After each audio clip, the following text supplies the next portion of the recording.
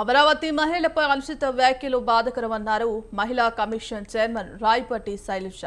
Journalist analyst ముసుగులో మహిళలపై అనుచిత వ్యాఖ్యలు విచారకరమని, రాజకీయ పార్టీ ముసుగులో కొందరు న్యూస్ ఛానల్స్ నడుపుతున్నారని మండిపడ్డారు.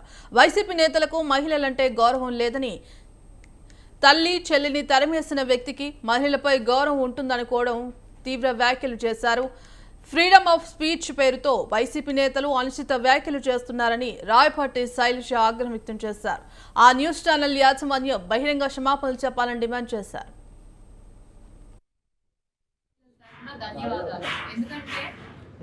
రాష్ట్ర వ్యాప్తంగా 2 రోజుల నుంచి చూసాం. రాష్ట్రాల వ్యాప్తంగా ప్రసారయ్యే ఒక టీవీ ఛానల్ డిబేట్ లో ఆడవాళ్ళని ఎంత కించపరిచే విధంగా నీచమైన వ్యాఖ్యలు చేశారో మనం అందరం కూడా చూసాం. దాని ఆడవాళ్ళ గౌరవం మీద దాడిగా మనందరి బాధ్యత, దాన్ని యాక్సెప్ట్ చేయాల్సిందే. అలాంటిది కంప్లైంట్ ఇవ్వగానే వెంటనే ఎఫ్ఐఆర్ చేసి యాక్షన్ తీసుకునేందుకు ముందుగా పోలీసు వాళ్ళకి మహిళల తరఫున, రాష్ట్ర వ్యాప్త మహిళల తరఫున కూడా మహిళా కమిషన్ కృతజ్ఞతలు తెలుపుతాం. ఎందుకంటే గత 5 ఏళ్లలో ఇది ఒక సంస్కృతి అయిపోయింది. ప్రతి వాళ్ళకి ఏంటంటే ఎవరి మీద ద్వేషం ఉన్నా లేకపోతే ఎవరి మీద కోపం ఉన్నా ముందుగా మహిళల్ని మధ్యలోకి లాగేస్తున్నారు.